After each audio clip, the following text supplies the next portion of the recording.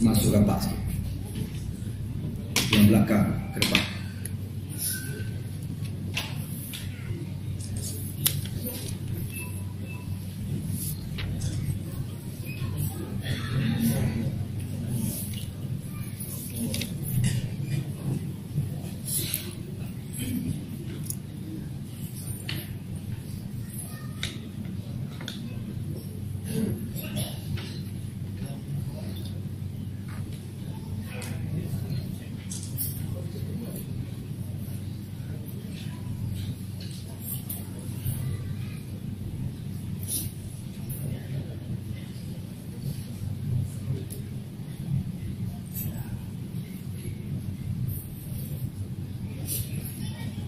A'udzubillahi minasyaitonirrajim. Bismillahirrahmanirrahim. Assalamualaikum warahmatullahi wabarakatuh.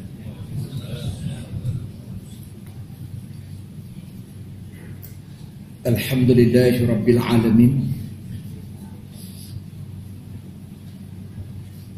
Assalatu wassalamu ala ashrafil anbiya'i wal mursalin wa ala alihi wa ashabihi wa tabi'ina wa tabi'ihim bi ihsanin ila yaumiddin. Subhanaka la ilma lana illa ma 'allamtana innaka antal alimul hakim. Rabbi shrah li sadri wa yassir li amri wahlul 'uqdatam min lisani yafqahu qawli. Wa la hawla wa la quwwata illa billahil 'aliyyil 'azim. Wa hasbunallahu wa ni'mal wakeel. Wa ni'mal maula wa ni'man nasir. Wa amsayna ala fitratil islam wa kalimatil ikhlas wa ala dini nabiyyina Muhammadin sallallahu alaihi wasallam wa ala millati abina Ibrahim hanifa wa ma kana minal musyrikin. Muslimin dan muslimat yang dirahmati Allah sekalian, pada malam ini saya mengambil kesempatan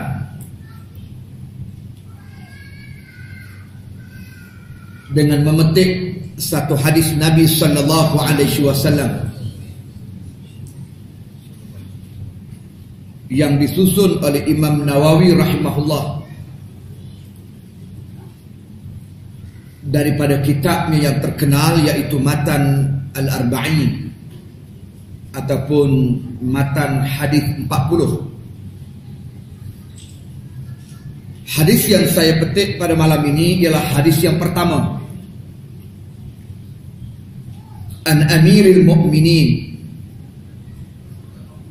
Abi Hafsin Umar bin Al-Khattab radhiyallahu anhu qala Sami'tu Rasulullah sallallahu alaihi wasallam yaqul Innamal a'malu binniyat wa innama likulli imri'in ma nawa faman kanat hijratuhu ila Allah wa rasulih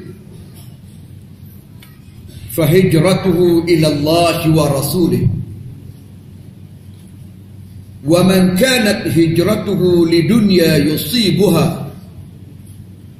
أو امرأة ينكوها فهجرته إلى ما هاجر إليه رواه إمام المحدثين Imam Muslim dan Imam Bukhari. Hadis ini diriwayatkan oleh Imam Bukhari dan Imam Muslim daripada Amirul Mukminin Abi Hafsin Umar ibn al-Khattab radhiyallahu anhu.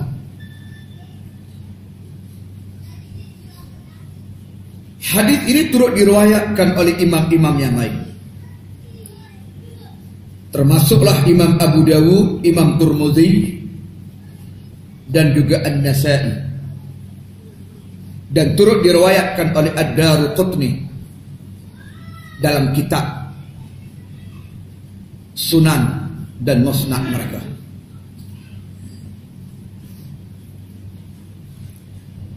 Hadis ini daripada Amirul Mukminin. Amirul Mukminin adalah gelaran kepada Sayyidina Umar Al-Khattab radhiyallahu anhu. Khulafa Ar-Rashidin yang pertama mendapat gelaran Amirul Mukminin. Sayyidina Umar adalah khalifah yang kedua, tetapi beliau yang pertama digelar sebagai Amirul Mukminin dari kalangan Khulafa Ar-Rashidin yang mengganti kepimpinan Nabi kita Muhammad sallallahu alaihi wasallam. Dan dikenali juga Sayyidina Umar ini sebagai Abu Hafsin, bapa singa. Hafsin nama singa. Dalam bahasa Arab ini kalau kita rujuk dalam kamusnya, singa itu sendiri ada 128 nama. Salah satu daripada nama singa ini ialah Hafsin. Biasa kita kenali sebagai Asadun. Budak-budak kita mengaji di pasti singa itu Asadun. Hafsin juga adalah merupakan nama singa. Dan ini adalah kunyah kepada Sayyidina Umar Al-Khattab radhiyallahu anhu. Muslimin dan muslimat yang dirahmati Allah sekalian, Sayyidina Umar telah berkata bahawa aku mendengar daripada Nabi sallallahu alaihi wasallam pada satu hari bersabda, innamal a'malu binniyat, sesungguhnya amalan itu berdasarkan kepada niat. Artinya setiap amalan itu sah ataupun tidak, sempurna ataupun tidak, berdasarkan kepada niat. Wa innama likulli imri'in ma nawa, dan setiap individu, setiap orang berdasarkan kepada niat dia untuk menerima ganjaran, pahala ataupun akibat daripada perbuatannya berdasarkan kepada niat. Dan tiap-tiap seorang itu apa yang dia niat. Faman kanat hijratuhu ila Allah wa rasulih, barang siapa yang berhijrah kepada Allah dan Rasulnya sallallahu alaihi wasallam, dengan maksud niatnya adalah kerana Allah dan kerana Rasulnya sallallahu alaihi wasallam, fahijratuhu ila Allah wa rasulih, maka hijrahnya itu kepada Allah dan kepada Rasulnya sallallahu alaihi wasallam. Oleh kerana niatnya kepada Allah dan Rasul, maka dia dapatlah Allah dan Rasul. Artinya dia dapatlah keredaan Allah dan Nabi-Nya sallallahu alaihi wasallam. Wa man kanat hijratuhu lidunya yusibuha aw imra'atin yankihuha fa hijratuhu ila ma hajara ilaih. Barang siapa yang berhijrah kerana dunia yang ingin diperolehinya, dia berhijrah sebagaimana yang tadi juga berhijrah. Bezanya yang tadi berhijrah kerana Allah dan Rasul, maka dia dapat Allah dan Rasul. Yang kedua ni, barang siapa yang berhijrah kerana dunia yang ingin diperolehinya, kerana dunia yang menjadi taruhannya, awin meraati yang kiwha, ataupun hijrahnya itu kerana perempuan yang ingin dikahwininya. Tujuan dia berhijrah kerana dia nak mengahwini seorang perempuan. Maka kata Nabi sallallahu alaihi wasallam, fa hijratuhu ila ma hajara ilaih. Hijrahnya itu kepada apa yang telah dihijrahkannya. Artinya hijrahnya itu tak dapat redha Allah, tak dapat redha Rasulnya sallallahu alaihi wasallam, tapi apa yang dia dapat ialah kerana apa? Tujuan apa hijrahnya itu dilakukan? Kalau hijrahnya kerana dunia, dapatlah dunia yang dia nak. Kalau hijrahnya kerana perempuan yang ingin dikahwini, dapatlah dia berkahwin dengan perempuan itu. Tetapi Allah dan Rasul berlepas diri daripadanya. Rawahul Bukhari wa Muslim. Hadis ini hadis sahih yang diriwayatkan oleh Imam Bukhari dan Imam Muslim, dan turut diriwayatkan oleh imam-imam hadis yang lain. Muslimin dan muslimat yang dirahmati Allah sekalian, hadis ini adalah hadis, kalau dilihat kepada asbabul wurud, sebab kenapa hadis ini datang, ialah merujuk kepada satu peristiwa seorang sahabat yang nak berhijrah, tetapi hijrahnya itu adalah kerana perempuan yang ingin dikahwininya. Ada seorang yang dikenali sebagai Muhajir Ummu Qais. Oleh kerana dia nak berkahwin dengan Ummu Qais ini, maka Ummu Qais buat syarat. Nak kahwin boleh, tapi kena ikut dia pergi ke Madinah. Sebab dia nak hijrah mengikut Nabi sallallahu alaihi wasallam ke Madinah. Oleh kerana cintanya pada Ummu Qais, tak apalah ke Madinah lah.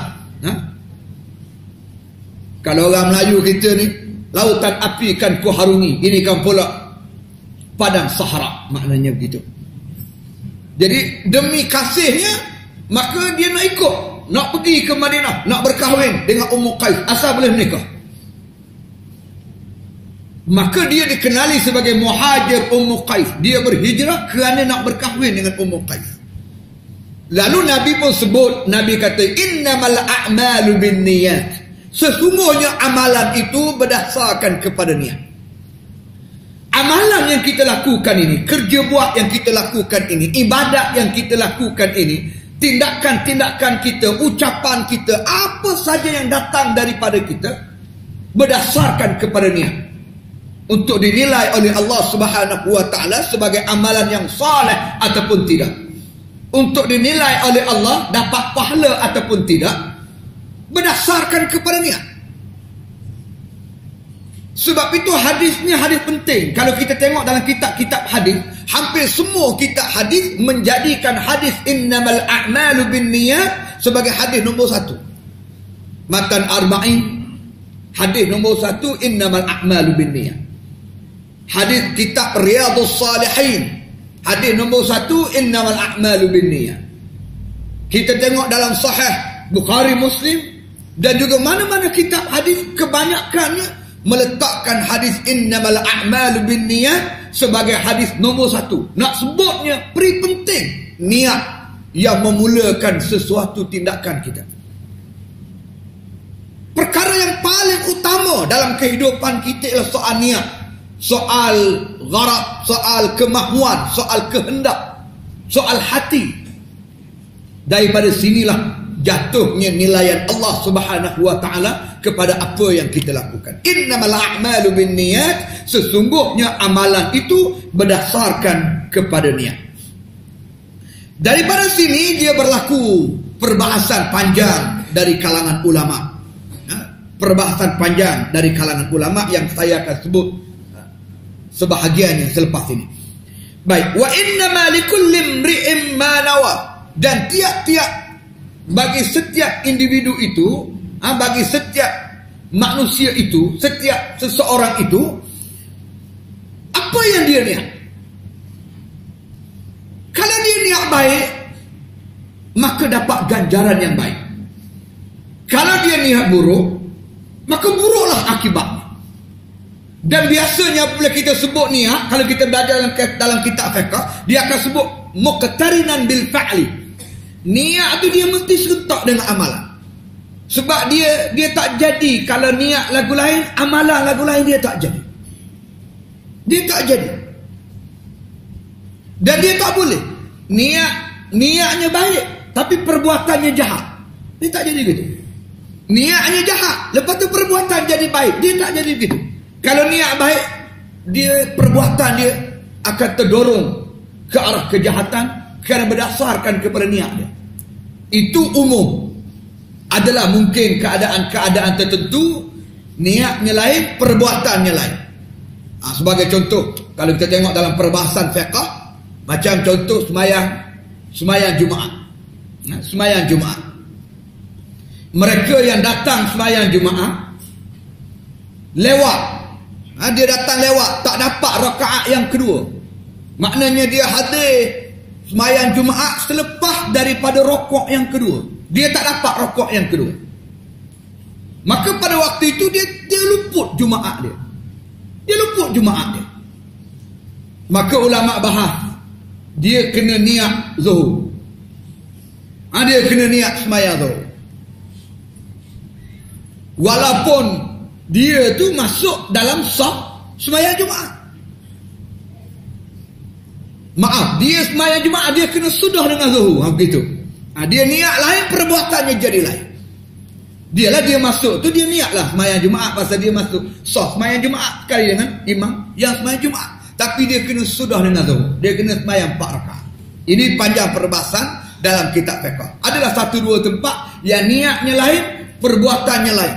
Tetapi secara umum apa yang saya maksudkan ialah apabila sebut niat, dia kena tally dengan perbuatan. Perbuatan berdasarkan kepada niat. Satu. Yang kedua, dia tak boleh kongsi dengan orang lain. Dia tak boleh nak kongsi niat dia, perbuatan dia tu dengan orang lain. Bagi tiap-tiap individu, apa yang dia niatkan, apa yang dia buat dan apa yang dia niatkan. Contoh, saya masih ingat masa budak-budak dulu. Masa kita kecil-kecil dulu, kawan-kawan ni dia pergi ajak ambil buah rambutan di rumah jiran sebelah. Saya kata tak boleh. Pasal rambutan tu bukan hak kita, hak jiran. Kebetulan jiran balik kampung, dia ajak kita ambil makan. Tak boleh, salah. Ayah hajar ni mencuri ni berdosa. Dia kata tak apa, bukan mu curi, mu tolong tengok je, lain clear ke tak. Hak tukar curi, aku curi. Tak boleh, subahak kita kata. Kita bahar lagi, subahak. Saya kata beginilah, mu nak buat tu mu punya bahasa, aku tak terlibat. Tak boleh lah, gitu kita kawan kan. Ginilah senang dia kata. Mu tolong tengok, lain clear ke tak. Walaupun subahak lah. Tapi dosa mu aku tanggung. Ni ayat mahal ni. Dia kata dosa mu aku tanggung. Aku curi, mu tolong tengok clear ke tak clear. Kalau sebab mu tolong aku curi itu berdosa, tak apa, dosa mu aku tanggung. Dan akhirat esok bukan bola Tuhan. Kita dah kata nak tanggung, baik janji dah, mu tanggung dah, janji. Janji. Kita pergi tengok, okay, baik, line clear. Dekat dengan sebelah tu ambil buah rambutan. Dia lah makannya, saya tak makan, tolong tengok je. Lepas kita mengaji, jumpa dengan adik ni, baru faham. Mana boleh kongsi dosa orang, mana boleh tanggung dosa orang. Wa inna malikul limri'im ma nawa. Tiap-tiap seorang tu atas apa yang dia buat, atas apa yang dia niat. Allah akan hitung dan Allah akan ambil kira pada setiap individu. Tak boleh kita nak tanggung dosa orang, tak boleh kita buat maksiat, kita melakukan perkara dosa, lepas tu orang tanggung. Tak boleh. Ni macam sayur ni, kecoh. Apabila berlaku kematian, terbunuh 6 orang remaja yang menghadiri Fusion Music Festival Asia baru ni di Stadium Bukit Jalil, dan akibat daripada penggunaan ataupun pengambilan dadah yang berlebihan, mati. Dan ramailah juga anak-anak muda saya tengok dalam Facebook, orang post dalam Facebook, dia kata ni lah suasana malam fusion music. Saya seolah-olah tengok macam bukan di Malaysia. Seolah-olah bukan di Malaysia. Tak fikir saya pesta yang sebegitu. Ada seorang dia berujar, dia kata kita tengok ni, yang bersalah, yang bertanggungjawab, yang berdosa penganjur. Dia letak atas penganjur saja. Saudara, penganjur pun salah, berdosa, yang hadir juga berdosa. Yang hadir juga kerana dia reda dengan maksiat. Ar-rida bil ma'siyati ma'siyah. Reda dengan maksiat jadi maksiat. Sebagaimana ar-rida bil kufri kufrun. Reda dengan kekafiran jadi kafir, jadi kufur. Reda dengan maksiat jadi maksiat. Jangan kerana kita hadir maka penganjur saja salah. Bukan kita buat, kita cuma tengok je, kita hadir je. Yang salahnya penganjur, tidak, dia salah orang yang hadir juga. Sebab kalau dia anjur orang tak hadir, tak jadi.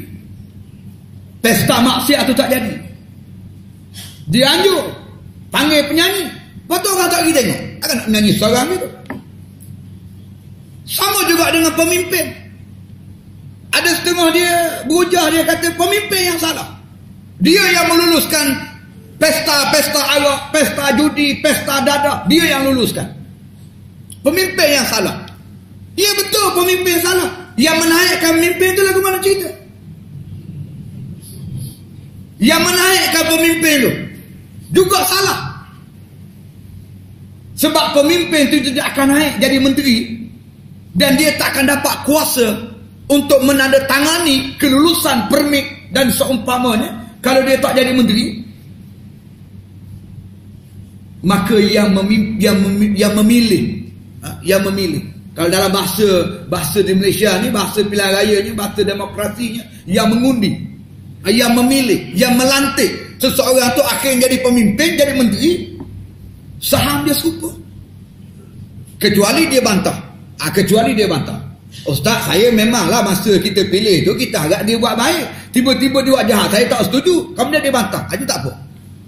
Tapi kalau dia lantik, dia pilih, kemudian pemimpin tu melakukan maksiat dan mungkar, dia senyap, dia biarkan, walau dia lah yang bertanggungjawab memilih pemimpin itu. Kemudian dah tahu dah track record pemimpin itu begitu, suka buat maksiat, suka menganjurkan perkara yang dimurkai oleh Allah. Tanding minggu depan, bertanding tahun depan, pilih pula. Sama. Dia akan terlibat. Dia akan terlibat. Baik, sekarang ni kita kena faham ni. Jadi hadis innamal a'malu binniyat wa innama likulli imri'in ma nawa, yang pertama sekali ialah nak lihat bahawa setiap perbuatan itu mestilah berdasarkan kepada dia. Sudah dah hormati sekalian, saya nak sambung sekali lagi apa yang saya sebut tadi. Kebetulan kita tadi pun bahas di parlimen.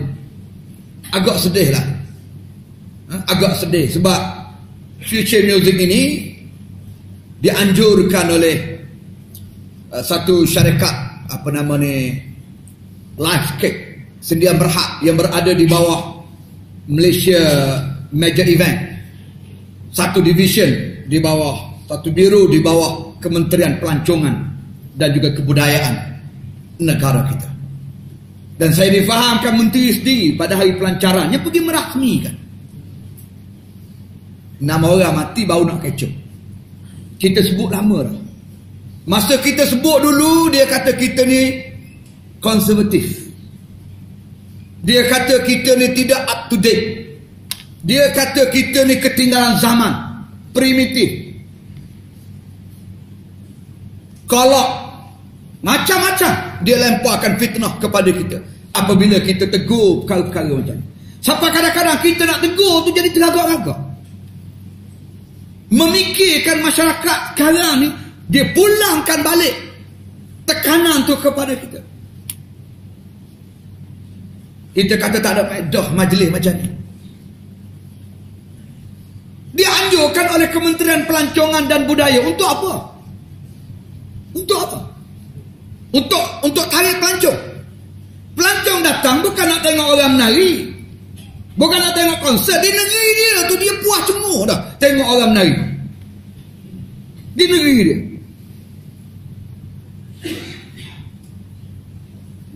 Budaya apa? Budaya yang kita bawa ni budaya daripada luar. Kita nak tarik pelancong ni, nak tarik pelancong daripada luar datang ke negara kita. Tiba-tiba kita ambil budaya luar tunjuk kat negeri kita. Tak betul. Nak tarik pelancong luar datang ke negeri kita, ambillah budaya-budaya tempatan ni, pamer kat orang luar. Datang ke negeri kami, tengok ni budaya kami ni macam ni, budaya Melayunya macam mana, adab ketimurannya macam mana. Baru kita boleh pamer pada orang luar, baru orang luar boleh datang. Ni kita ajak orang Amerika mari ke negeri kita untuk melancong. Lepas tu kita ambil budaya mereka, tunjuk kat dia ke sini. Baik dia kata aku tengok kat negeri aku. Lagi live. Itu dah satu kontradik berlaku di situ. 6 orang mati, bau kalu. Kita ingat serik, tak serik. Ada pula ni. 28 Mac, 29 Mac, ada satu lagi konsert di Hotel Shangri-La di Kuala Lumpur. Nak dianjurkan. Panggil Ratu Pop Antarabangsa tu. Christina Aguilera apa nama benda. Ustaz pun sebut, pandai agak sebut nama patah dua. Punya ingat aku koma sangat. Tapi nak sebutnya, teruknya Malaysia ni. Panggil Ratu Pop Antarabangsa ni memang terkenal lah dalam saya baca dalam Facebook, orang kata artis ni memang teruk seksinya, dengan daringnya, dengan apa pun sekali. Buat mari ke Malaysia. Sempena ni Formula 1 Grand Prix Formula 1 ini nak buat di Hotel Shangri-La di Kuala Lumpur. Tu hak bulan Mac. Hak 19 April pula satu lagi live in color Malaysia, apa benda pula nama. Ni dia panggil satu parti cat terbesar di dunia. Mana orang mari menari, mari berhibur, malam tu dia akan sembuh cat jadi biru, hijau, kuning, merah apa semua sekali. Tak tahu dah siapa dia. Cat baju pun serupa dengan tak pakai baju.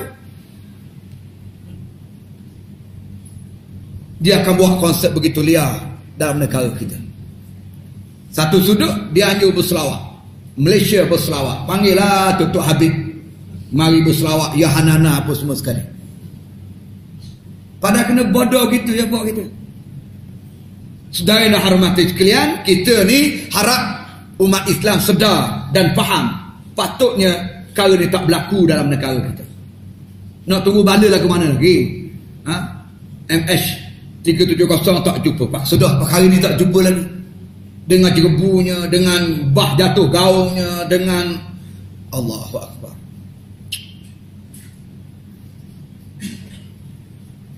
Nak tunggu macam mana? Nak tunggu azab tu datang macam mana baru nak sedar. Allahu Akbar. Mudah-mudahan mereka insaf dan diberi petunjuk oleh Allah Subhanahu wa taala. Baik, kita sambung hadis kita malam ni. Innamal a'malu binniyat wa innama likulli imri'in ma nawa. Sesungguhnya amalan itu berdasarkan kepada niat. Dan tiap-tiap individu, tiap-tiap seorang itu berdasarkan kepada apa yang dia niat. Dalam hadis ini disebut satu contoh, barang siapa yang hijrah kerana Allah dan Rasul, dia dapat Allah dan Rasul. Oleh kerana dia hijrah itu ikhlas, niat dia kerana Allah, niat dia kerana Rasulullah sallallahu alaihi wasallam, dia dapat Allah dan Rasul. Tapi jika sekiranya niat itu kerana dunia, kerana projek, kerana kemewahan, kerana kekayaan, ataupun kerana perempuan yang ingin dikahwininya, maka Nabi kata hijrahnya itu untuk apa yang dia nak. Dari segi hadis ni ada dua beza sikit. Hadis yang lain yang pertama tu dia kata barang siapa yang hijrah kerana Allah dan Rasul, wa man faman kanat hijratuhu ila Allah wa rasulih, sambung belakang tu fa hijratuhu ila Allah wa rasulih. Dia ulang sekali lagi. Barang siapa yang hijrah kerana Allah dan Rasul, maka hijrahnya itu dapatlah Allah dan Rasul. Baik. Ada pun lain kedua tu, wa man kanat hijratuhu lidunya yusibuha aw imra'atin yankihuha fa hijratuhu ila ma hajar ilaih. Beza. Barang siapa yang hijrah kerana perempuan yang ingin dikahwini, ataupun kerana dunia yang ingin dimiliki, atau perempuan yang ingin dikahwininya, maka hijrahnya itu kepada apa yang dia hijrahkan. Dia tak sebut dua kali. Patutnya dia sebut fahijratuhu ila dunya yusibuha aw imra'ati yankihuha. Ulang balik sebagaimana cara lain yang pertama tadi, baris yang pertama tadi. Kalau dia hijrah kerana Allah dan Rasul, maka hijrahnya itu kepada Allah dan Rasul. Tapi yang kedua, kalau hijrah kerana dunia dan perempuan, maka hijrahnya itu dapatlah apa yang dia nak, ataupun kepada apa yang dia hijrah. Dia tak sebut maka hijrahnya itu kerana dunia dan perempuan yang ingin dikahwininya. Dia tak ulang dua kali. Jadi ulama kita bahas, dia kata kerananya hijrah kepada Allah dan Rasul ni satu, tak ada lain. Apabila seseorang itu melakukan hijrah, dan hijrah itu hanya untuk Allah dan Rasul, maka dia satu. Perbuatan hijrah itu, tindakan itu hanya satu saja, iaitu untuk Allah dan Rasulnya, tidak kerana lain. Maka Nabi sebut barang siapa yang hijrah niatkan Allah dan Rasul, maka dapatlah Allah dan Rasul. Tetapi adapun hijrah kerana dunia dan perempuan yang ingin dikahwini, banyak. Kerana dunia ni banyak. Kerana niaga, kerana apa lagi? Kerana nak makan ni, kerana saja-saja, kerana banyak, kerana dunia ni banyak. Termasuklah juga perempuan yang ingin dikahwininya. Ramai perempuan. Siapa dia? Jadi oleh kerana itu, Nabi tak sebut dah dua kali, seperti dia kata ila ma hajara ilaih, barang siapa yang berhijrah kerana dunia dan perempuan yang ingin dikahwininya, maka hijrahnya itu dapatlah apa yang dia nak. Kalau hijrah kerana dunia, kerana projek, dapatlah projek dia. Kalau perempuan, dapatlah perempuan itu. Tetapi Allah, Rasul, tak dapat. Allah dan Rasul akan berlepas diri daripada dia. Maknanya perbuatan itu sia-sia dan tidak mendapat keredaan daripada Allah Subhanahu wa taala. Kerana tidak ada makna sebarang perbuatan kita, sebarang ucapan kita, sebarang kelakuan kita, jika sekiranya tidak mendapat keredaan Allah Subhanahu wa taala. Tidak ada arti dan tidak ada nilai. Sebagai seorang Muslim, sebagai seorang mukmin, setiap apa yang kita nak lakukan, setiap apa yang kita nak ucap, setiap apa yang kita nak fikir, mestilah berdasarkan kepada keredaan Allah. Nak cari apa yang Allah redha. Jangan sampai Allah murka kepada kita. Kalau kita tak peduli soal dosa pahala, tak peduli soal syurga neraka, tak peduli soal redha ataupun murka Allah, rasa nak buat-buat, rasa nak tindak-tindak, tidak ada makna kita sebagai seorang mukmin, sebagai seorang Muslim. Sebab makna Muslim ialah patuh kepada Allah, menyerah diri kepada Allah. Makna mukmin ialah yakin kepada Allah, taat dan akur kepada perintah Allah. Tiba-tiba kita tidak mempunyai niat kerana Allah dan juga Rasul, tak bertujuan untuk mencari redha Allah dan Rasulnya sallallahu alaihi wasallam dalam setiap tindak tanduk kita, maka dia menjadi haba'an mansura, menjadi abu yang berterbangan, tak dinilai sebagai amalan yang soleh. Kita mari ke masjid, betul jasad mari ke masjid, tapi kenapa? Kenapa kita mari ke masjid? Kerana nak ambil catatan kesilapan-kesilapan dan kesalahan-kesalahan penceramah. Nak buat rekod lepas ni, senang. Tujuan mari juga ke masjid. Mungkin pakai kios kita juga. Ni contoh, bukan saya nak kata sedara, contoh. Pasal saya pernah alami benda ni. Saya pernah mengajar satu ketika di Bandar Muazzam Shah di Pahang. Saya dapat panggilan daripada Qadi. Saya pergi jabat Qadi. Saya kata kenapa? Dia kata saya dapat report. Dia kata ustaz mengajar ajaran salah. Saya tanya dia siapa dia report. Mula-mula dia tak nak sebut. Dia tak nak sebut. Saya kata saya nak tengok siapa dia tukar report ni. Dah tak apalah, dia kata ustaz sebut. Ustaz mengajar apa sebenarnya? Saya kata yang pertama saya mengajar kitab Fiqh Ahli Sunnah wal Jamaah yang ditulis oleh almarhum Mufti Negeri Sabah Ustaz Said Ibrahim. Saya mengajar kitab tu. Kalau salah, tolong sebut mana salah. Kita ada rakaman. Dengar rakaman ini, saya beritahu pada qadi. Qadi kata tak apalah, kita dengar. Tak apalah, hak dengar tu saya nak tahu siapa tukar report. Lama, duk pujuk, akhir sekali dia beritahu tukar report. Ada seorang kakak JKK, ahli UMNO kawasan. Saya punya cek, dia marilah. Dia mari hantar SB dia. SB duduk luar pagar, duduk di koridor. Ingatkan mari nak mengaji. Cuma mari nak catat, nak ambil catatan. Report. Salah ni. Mengajar ni. Padahal saya kata di kawasan kita ni ramai orang jahil. Orang yang mengajar tak ramai. Apa salahnya saya ambil peluang pergi mengajar? Saya bukan cakap bab politik. Saya bukan cakap soal dan kalau cakap bab politik, apa yang salah? Apa salahnya kalau saya cakap bab politik? Apa salah? Dalam Islam ada bab politik.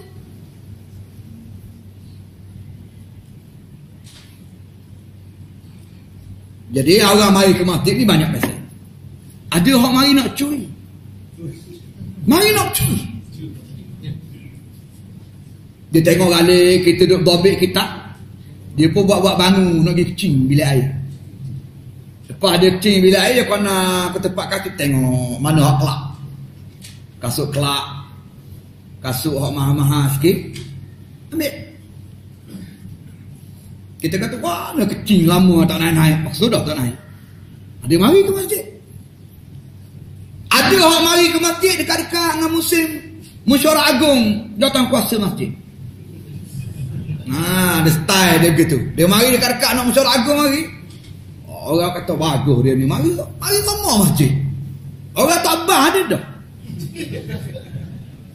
Sila hari bulan tak masuk waktu bah dah dia. Dia nak tukar bah. Dengan harapan muktamar nanti, mesyuarat agung masjid nanti, orang pilih dia. Tak jadi ketua pun, jadi timbalan pengurusi tak mudah dia ada. Macam-macam jenis amalan-amalan ni berdasar pada niat. Walaupun zahir nampak begitu, tengok pada niat dia. Kalau niat dia baik kerana Allah Subhanahu Wa Taala, maka baiklah. Tapi kalau niat dia rosak. Betullah amalan itu kata Nabi berdasarkan kepada niat. Jadi kita sebagai seorang Muslim mesti betul niat ni. Kena tajdidun niat. Walaupun turun rumah tadi niat dah, mari nak mengaji agama, mari nak mengimarahkan masjid, betul dah niat tu. Tapi kita diajar lagi untuk tajdid, baru niat. Sebab bimbang takut belum masuk. Atau sampai saat tikanya niat berubah. Sebab niat ni hati. Duduk dalam hati, niat. Hati kita ni boleh berubah. Sebab tu Nabi ajar kita, ya muqallibal qulub, sabbit qalbi ala dinik. Wahai Tuhan yang membalik-balikkan hati, tetapkanlah hatiku di atas agamamu. Sebab hati ni boleh berubah. Hati ni boleh berubah. La yusammal qalb illa yataqallab. Tak dinamakan hati tu qalb, melainkan dia berubah-ubah, dia berbolak-balik. Sebab tu kita kena betul, kita kena tajdid, dan kita kena kawal hati ni. Dan cara nak kawalnya dengan ilmu, supaya niat kita betul kerana Allah Subhanahu Wa Taala. Baik, muslimin dan muslimat yang dirahmati Allah sekalian, antara kelebihan niat ni, kelebihan kenapa niat ni jadi isu besar? Kenapa niat tu jadi isu besar? Antara pertamanya kelebihan niat ini ialah untuk tamyizul ibadah anil adat, untuk membezakan antara ibadah dengan adat. Niat. Umpamanya kita biasa tidur pukul 11. Masuk pukul 11, rehat sekejap, kita tidur. Dah jadi rutin kita tidur. Tidur saya tidur. Maka tidur tu dia panggil adat.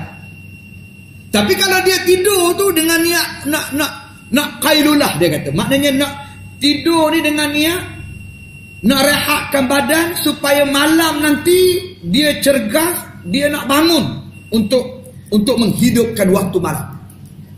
Tidur sekejap sebelum waktu zuhur, dia menjadi sunnah nak ikut cara Nabi sallallahu alaihi wasallam. Maka tidur tu jadi ibadah. Tidur tu jadi ibadah. Dia membezakan antara ibadat dengan adat, ialah niat. Kita berjalan kaki, kita nak balik rumah, kita akan pakai selipar, kita akan pakai kasut. Kalau pakai saja-saja pakai begitu, jadi adat. Jadi adat. Tapi kalau kita pakai itu niat nak jaga kebersihan, nak jaga keselamatan, tiru sunnah Rasulullah, maka dia menjadi ibadah. Dia jadi ibadah. Bangun pagi gosok gigi. Saja je gosok gigi, bangun pagi. Kadang-kadang gosok, kadang-kadang tak. Tapi biasanya tiap-tiap hari tu gosok lah. Gosok saja gosok. Sebab dah jadi daripada kecil lagi. Sekolah tadika lagi. Kementerian Kesihatan mari ke tadika bawa buah gigi, bawa ubat gigi. Dia gosok gigi tiap-tiap pagi. Maka dia lekat, dia panggil. Dia lekat gerak, dia panggil. Dia lekat serangan tu. Faktua dia gosok gigi. Jadi ada.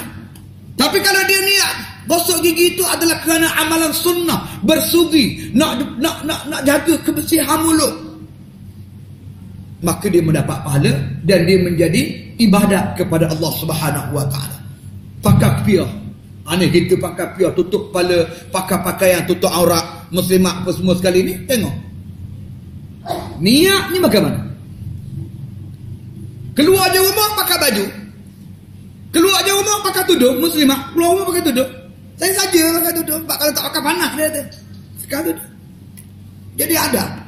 Tapi kalau dia niat nak tutup aurat, nak melaksanakan titah perintah Allah, Allah suruh tutup aurat, maka jadi ibadat. Jadi niat ini ialah yang pertama sekali, tamyizul ibadat anil adat. Dia membezakan antara ibadat dengan adat, supaya setiap perbuatan kita dapat pahala berdasar kepada niat. Niat itu penting. Satu. Sama juga dengan perjuangan. Kita terlibat dengan jemaah, terlibat dengan gerakan Islam. Untuk apa kita terlibat? Ada orang saja boring duduk rumah, main duduk sorang di rumah, duduk main dengan cucu. Buah cucu ni mak dia ada. Dengan orang rumah pun akhir-akhir ni semua dia muka dia sama tadi. Dia jadi puas gitu. Jadi sekali-sekali nak keluar rumah, nak berpersatuan, nak berorganisasi, nak buat kerja-kerja luar daripada rumah. Dia pun terlibat dengan persatuan, terlibat dengan jemaah. Saya saja yang terlibat. Kita tanya dia pasal apa awak terlibat dengan jemaah Islam ni. Tahu dia suka tengok orang pakai piah comel. Suka tengok orang apa nama ni buat majlis seronok, sejuk, mata memandang, dia kata. Begitu je. Dia tak dapat pahala apa tu. Tapi kalau dia kata saya terlibat dengan jemaah ni kerana saya nak bersama dengan perjuangan Islam, saya nak memberikan sumbangan untuk agama Allah, menghabiskan sisa-sisa waktu dan usia yang masih ada, mudah-mudahan mati di atas syariat Islam, mati di atas amal Islam, boleh pahala. Setiap detik waktu dan umur yang diberikan kepada perjuangan Islam itu akan dinilai sebagai pahala oleh Allah Subhanahu wa taala. Itu yang membezakan. Sebab tu niat tu penting. Niat tu penting. Niat itu penting. Pergi beri sumbangan pada orang fakir miskin, buat kerja-kerja amal kebajikan pun nak kena ada niat juga. Untuk apa? Kalau sekadar beri itu nak suruh apa nama ni, muka ni masuk dalam TV satu. Buat cek, beri cek kecil je. Kalau kita tengok cek dah, orang kerja bank dia tahu saya cek besar mana, saya cek satu je, lebih kurang besar ni je, saya cek kecil je. Mana ada cek sama saya dengan plywood 84 tu. Ada cek gitu. Nak masuk dalam mesin ATM, nak lipat berapa puluh kali lipat tu nak boleh masuk dalam lubang ATM, nak bahagian cek tu kan. Nak cash cek tu. Kalau main cek terbesar tu, mana buat orang cek. Tapi oleh kerana nak masuk TV, oleh kerana nak masuk surat khabar, buat besar sikit. Dah lah, ada seorang hamba Allah tu boleh 2 juta cek. Kerana jasa dia tu boleh 2 juta. Besar buat replika. Dia galah tu 2 juta apa hari ni. Baru ni kena sama apa dia. Nak bayar rotek tak lepas. Cek besar berapa. Nak cash tak boleh. malu kat orang. Ni satu benda, niat tu penting dalam tindakan kita. Baik, itu yang pertama.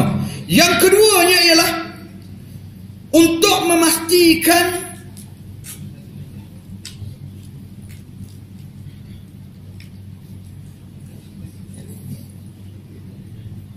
seseorang itu sampai kepada Allah Subhanahu wa taala, amalan dia suatu yang tak sampai dengan tindakan dia, dengan amalan dia. Maksudnya gini, suatu benda untuk kita sampai kepada Allah, untuk kita dapat redha Allah dalam keadaan kita tak mampu nak buat benda tu. Niat saja. Ni ada juga keadaan gitu. Contohnya ialah apabila kita ni uzur satu masa nanti, terlantar di hospital kerana lanjut usia umur 80, 90, lutut nak berdiri pun tak mampu dah. Hati tu nak pergi ke masjid, niat dia senantiasa nak pergi ke masjid. Tapi setengah ulama dia bahas dengan syarat. Dengan syarat masa muda dia memang dia kaki masjid. Memang dia kaki masjid, tiba-tiba sakit tak boleh pergi ke masjid. Allah Tuhan lah tahu rindunya dia ke masjid. Hari-hari niat nak pergi masjid tapi tak sampai. Maka dengan niat dia itu, dia sampai kepada Allah, mendapat redha daripada Allah Subhanahu wa taala, suatu yang dia tak sampai untuk melakukan dengan perbuatan dia. Itu maksudnya. Tapi cuma ulama dalam bab ni dia bahas dengan syarat memang masa muda dulu memang dia kaki masjid, tak tinggal masjid. Janganlah sepanjang-panjang usianya tu memang dia tu kaki maksiat. Dia ni memang kaki kelak malam. Umur 80 tak pergi dah kelak malam. Kalau pergi pun tak ada orang nak sambut dah dia. Tak ada siapa nak peduli dah. Nak pasal lagu apa ke dia umur 80?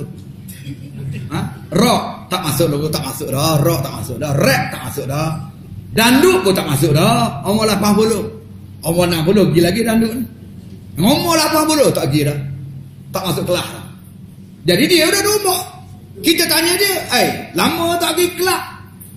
Tak nak dah pergi kelab dia. Tak nak dah pergi kelab. Dosa kelab ni dia.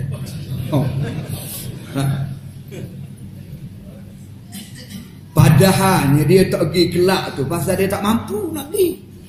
Kalau dia mampu, dia pergi lagi tu. Dia pergi lagi.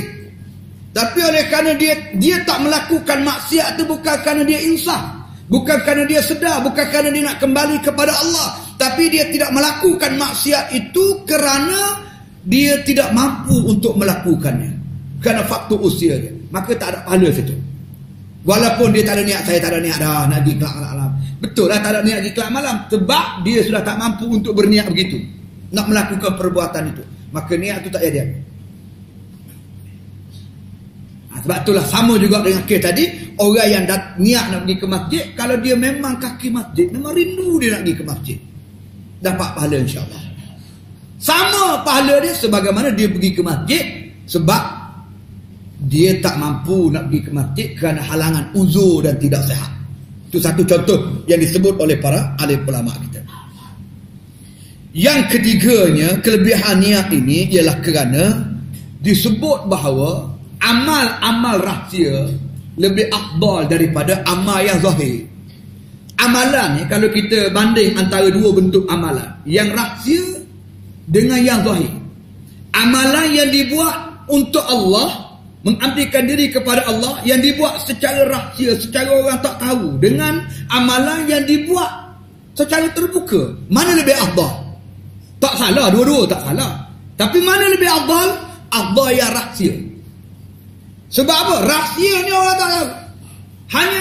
Hanya dia betul-betul kerana Allah. Baik. Maka ulama kata niat-niat ni adalah suatu yang rahsia. Maka dia adalah suatu amalan yang paling afdal. Niat ni adalah amalan rahsia. Niat ni ialah sirrun min asrarillah. Niat ni adalah satu daripada perbuatan rahsia. Kalau dia niat tu ikhlas kepada Allah, hanya Allah tahu, Allah saja yang tahu. Sebab tu kalau orang cakap, ambillah telefon saya ni, saya beri ke awak, saya beri ni ikhlas.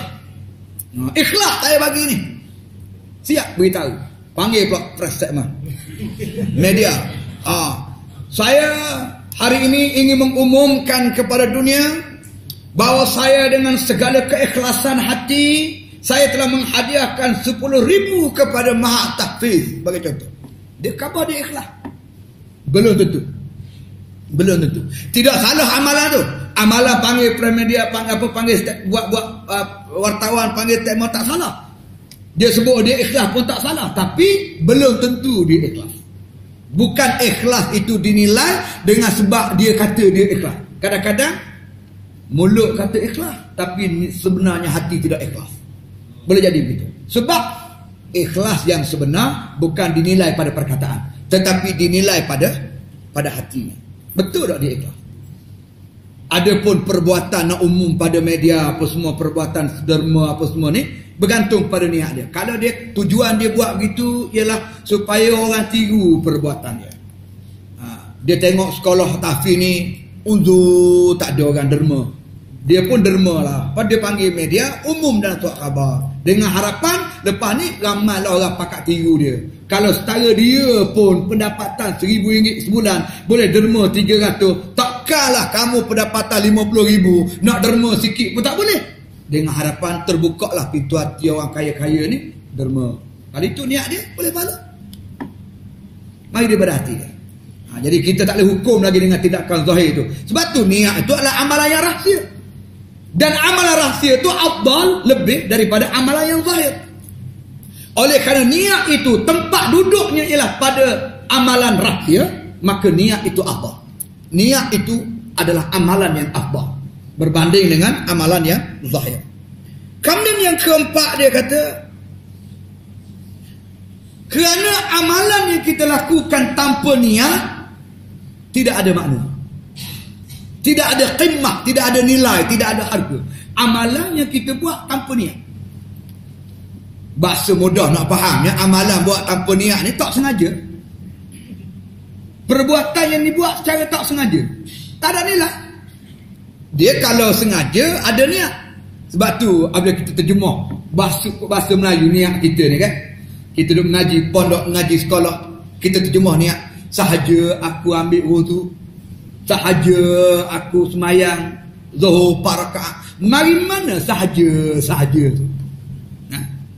Sahaja nak sebutnya dia buat tu saja-saja. Macamnya nak? Tak, makna saja tu makna sengaja. Bahasa kitab Jawi sengaja. Sengaja aku mengerjakan. Maknanya aku buat dengan sengaja. Bukan dipaksa oleh orang. Ataupun bukan buat dalam keadaan tak sedar. Buat dengan sengaja, bukan buat dengan tidak sengaja. Itu dipanggil niat. Setengah-setengah kita ni payah nak beza niat. Allah, niat lah mana Ustaz? Kadang-kadang saya semayang ni Ustaz. Anak murid saya ada seorang, dia mengadu. Dia kata payahlah masuk niat. Dia kata. Tak hidup hati tengok dia sungguh. Kadang-kadang tu dia semayang Allah. Tak ada. Duduk dengung Allah. Macam nak ambil nyawa. Nak suruh masuk niat. Dia kemas dah. Masuk niat. Bismillahirrahmanirrahim. Allah kata azabnya dia semayang. Saya kata apa semayang jadi gitu? Dia kata nak masuk niat tu payah. Sebab kita ngaji fiqh, syarat sah semayang tu niat dia mesti ada di antara Allah, alif yang pertama, dan mesti siap niat tu sebelum berakhirnya ra pada perkataan akbar. Allahu akbar, antara alif dengan ra di ujung ni niat kena duduk tengok. Tu payah tu. Allah, balik mata-mata pun masuk jin. Terus dia mari nyakit waswah gitu. Dia mari nyakit waswah. Tengok tu Allah. Dia macam pula tangan ni. Takak. Ada tu Allah. Tak ada. Allah tak ada. Allah tak ada. Tu imam sujud tayakhir. Dia masuk sekali dengan takbir tu imam. Tu Allah.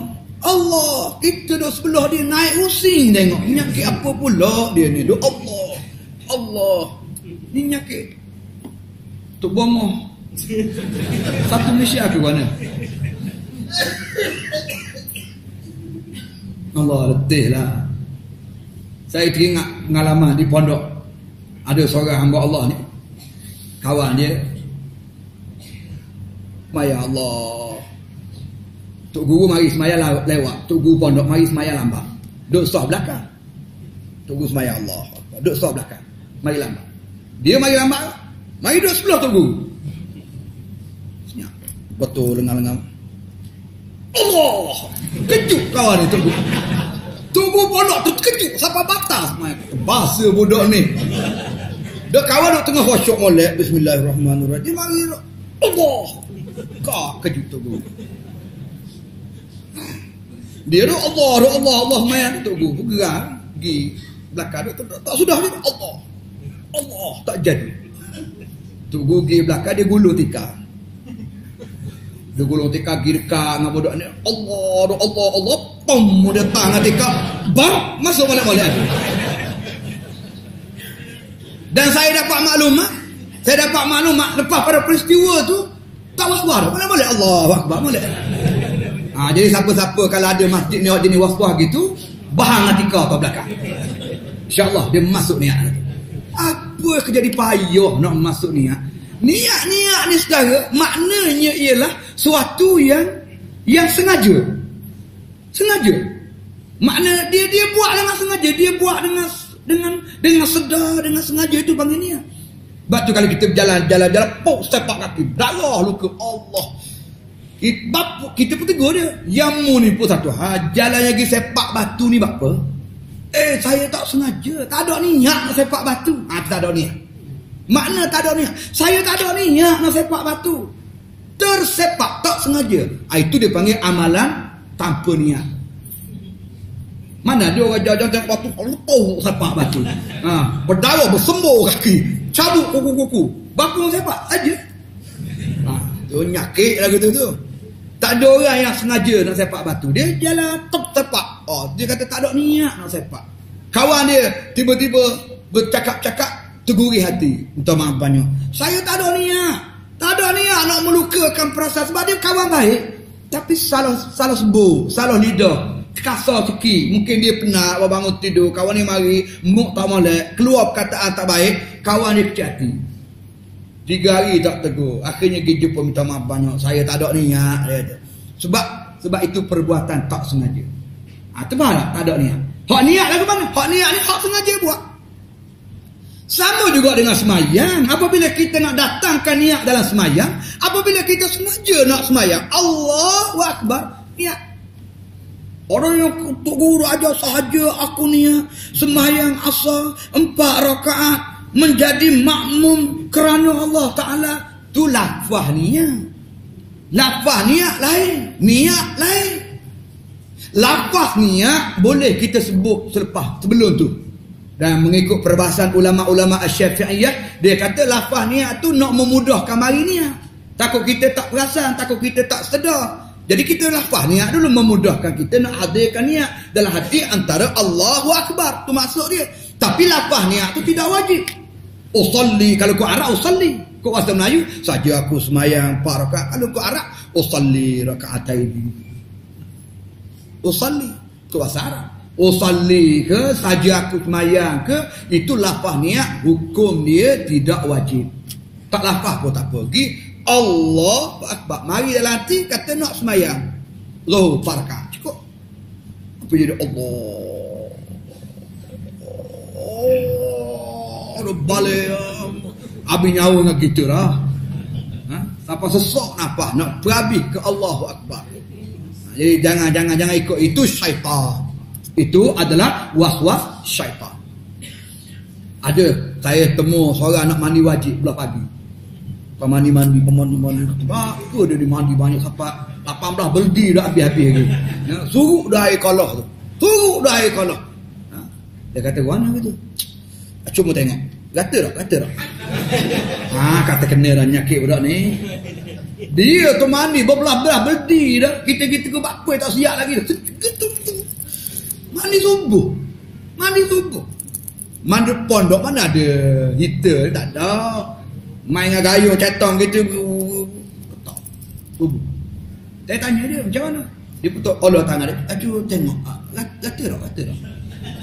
Kata dah. Ya ke kata? Dia pun belum celup kotor. Tengok. Kata tak celup tangan, celup dengan mumu tu senang. Tak timbul-timbul dah, mudah. Apa payah sangat dapat.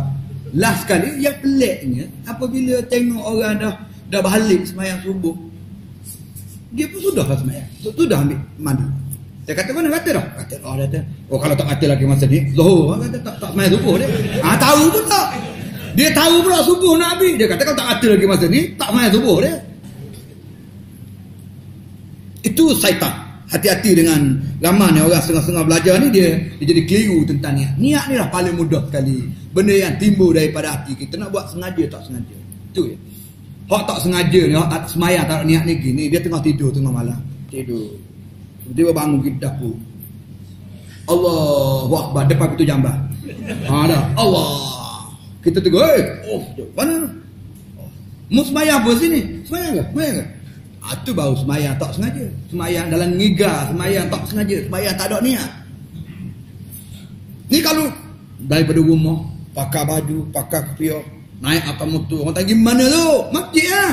Mari paki pula dalam masjid, kena pula pintu masjid, masuk dalam masjid, duduk pula atas saf semayang, tunggu pula Tok Bilal bang, sudah Tok Bilal bang semayang pula sunat apa nama ni, Qabliyah apa? Qabliyah Isyak. Maknanya kena semayang Isyak tu. Lepas tu orang qamat pula, imam pun bangun naik depan semayang, dia pun Allah Akbar. Tak mari lagi ni atas tu.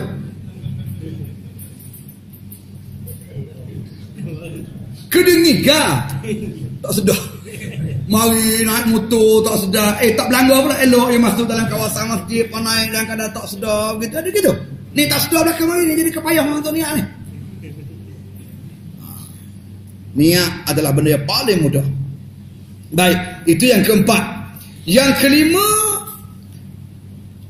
sesuatu pengajaran, sesuatu iktibar itu adalah diambil daripada apa nama ni, sesuatu tindakan kita. Iktibar dia, maknanya sah batalnya diambil kira daripada maksud dan juga makna yang dihasilkan daripada tindakan itu. Bukan dinilai pada lafaz dan juga pada struktur zahirnya sahaja.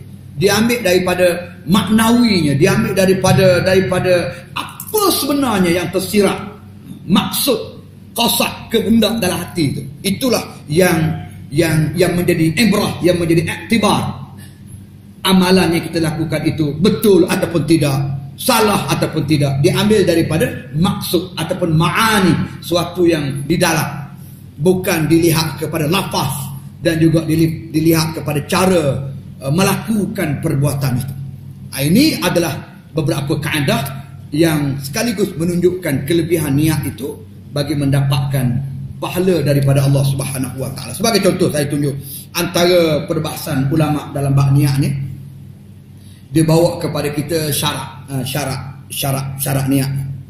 Kalau kita tengok sebagai contoh dalam bab ibadat ni, ittifaq ulama, mana-mana ibadat yang bersifat apa dipanggil amalan-amalan yang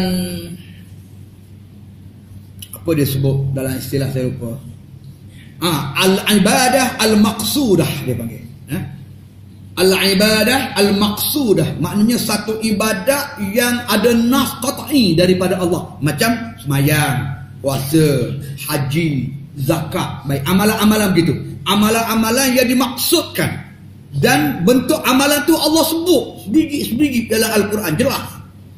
Dan amalan tu pula adalah amalan yang itulah tujuan asal kenapa kita buat. Itu makna al-ibadah al-maqsudah, iaitu amalan asal. Tujuan apa? Kita buat tu untuk itulah, untuk perbuatan itu. Dia panggil amalan yang kerananya lah kita nak buat sesuatu. Itu dia panggil ibadat maqsudah. Baik, mana-mana ibadat maqsudah, maka ibadat itu niat dia adalah rukun. niat dia adalah rukun. Ini ittifaq ulama. Sebab tu nak semayang, niat adalah rukun. Tak ada niat, tak sah semayang. Beza dengan wudu. Wudu ini dia panggil apa nama ni, ibadat dalam bentuk wasilah. Dalam bentuk wasilah. Dia bukan ibadat yang maksudah. Kita ambil wuduk tu untuk apa? Untuk semayang. Semayang tu maksudah. Tapi wuduk ni wasilah untuk sampai ke semayang. Kenapa? Kerana semayang tak boleh kita dirikan melainkan kena bersuci dulu. Nak bersuci tu yang kita ambil wuduk. Asalnya tidak ada wuduk tu. Asalnya ialah semayang. Semayang tu yang kita nak buat itu dia panggil ibadat maksudah, ibadat yang asal, yang dimaksudkan, yang kita nak buat. Maka ibadat yang dimaksudkan itu niat dia menjadi rukun. Ittifaq ulama. Imam Malik, Imam Syafi'i, Imam Hanafi kata rukun. Tak niat tak sah semayang. Tapi bab wuduk ni ibadat maksudah ke wasilah? Wasilah. Sebab nak bersuci supaya sah semayang. Jadi kita pun ambil wuduk. Baik, apabila amalan itu, ibadat dalam bentuk wasilah, maka ibadat yang seperti ini adalah berlaku khilaf di kalangan ulama. Imam Syafi'i kata niat pada ibadat wasilah sama macam ibadat maksudah. Kalau semayang itu niat di rukun, maka ambil wuduk niat juga menjadi rukun. Artinya tak sah semayang tanpa niat, begitulah juga tidak sah ambil wuduk tanpa niat, kata Imam Syafi'i. Tapi berbeza dengan Imam Hanafi. Imam Hanafi, ulama-ulama Ahnaf, dia kata semayang oleh kerana dia ibadat maksudah, maka niat itu rukun. Niat itu rukun. Tapi oleh kerana wuduk itu adalah ibadat wasilah untuk menyampaikan kepada semayang, maka wuduk itu niat dia tidak menjadi rukun. Tetapi dia panggil niat itu adalah untuk menyempurnakan. Kalau tak niat sah, cuma tak sempurna. Begitu. Dalil sama. Dalil semua pakai guna hadis ni tak. Atau kadang-kadang kita pelik. Mengaji sepital lalu ni kita pelik. Ulama guna dalil. Imam Syafi'i kata apa dalil niat? Innamal a'malu binniyat. Sesungguhnya amalan itu berdasar pada niat. Sebab tu dia kata tak sah ambil wuduk kalau tidak ada niat. Mari Imam Hanafi kata, bagi ulama Hanafi pula dia kata tak apa. Niat itu hanyalah syarat sempurna, bukan syarat sah. Apa dalil kamu? Innamal a'malu binniyat. Sesungguhnya amalan itu berdasar pada niat. Malah ke mana pula tu? Ini dia bahas. Ulama Syafi'i kata innamal a'malu binniyat, ay innamal a'mal tasihhu binniyat. Sesungguhnya amalan itu berdasar kepada niat, maknanya amalan itu hanya sah berdasar pada niat. Berbeza dengan ulama-ulama Imam Hanafi, dia kata apa? Dia kata innamal a'malu binniyat, ay innamal a'mal takmulu binniyat. Sesungguhnya amalan itu berdasar pada niat, maknanya amalan itu sempurna berdasarkan kepada niat. Dia khilaf situ dalam memahami nak. Baik. Itu yang timbul perbezaan pendapat. Jadi kita tak sabarlah. Tak sabarlah. Kadang-kadang setengah-setengah kita ni dia nak gaduh pasal mazhab. Pasal mazhab. Tengok kawan tu semayang tak baca bismillah. Sesak.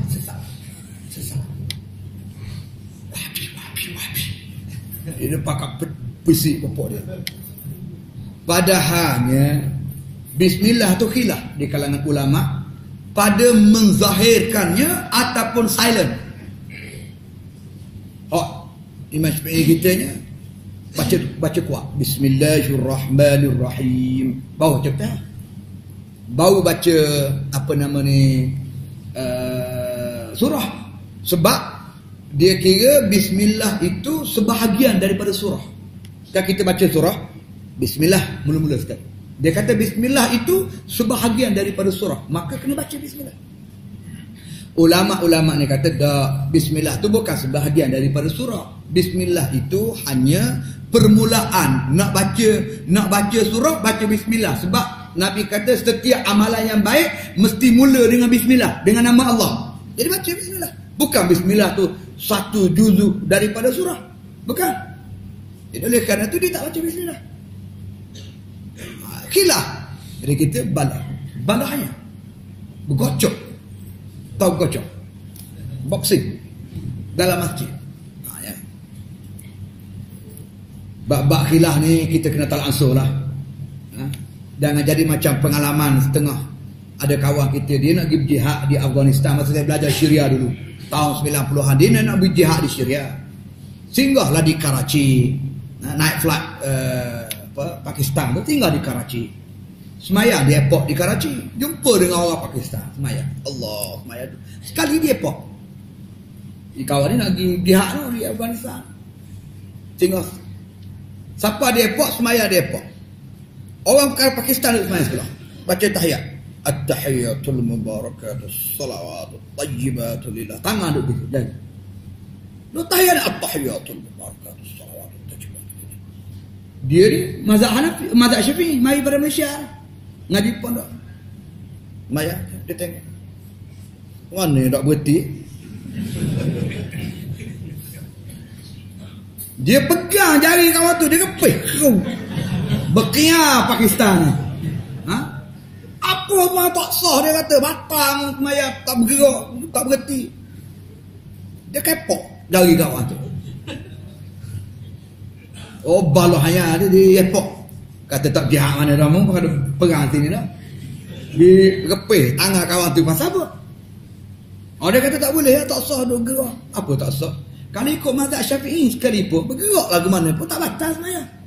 Kalau kita nak pegang sangat Syafi'i ni, tak nak iktiraf Maliki ke Hanafi ke, nak pegang, tak batal.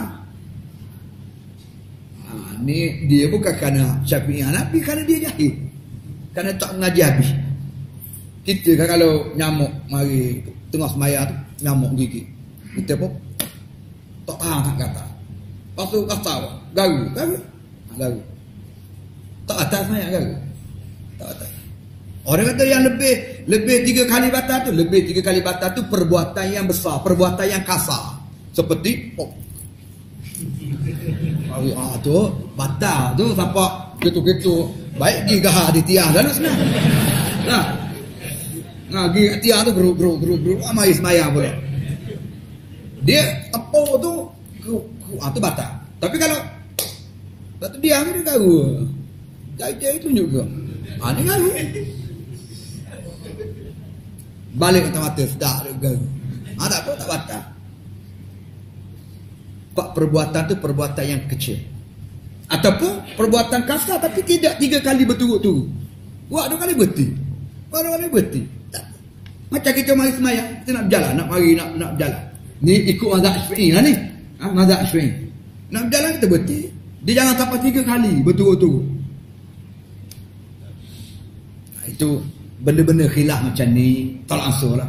Yang penting kena mengaji. Tak mengaji tu yang kadang-kadang dia rasa dia seorang je betul. Dia rasa dia seorang je betul. Orang salah habis. Baik. Pukul 9 lebih lah kita berhenti setakat dulu.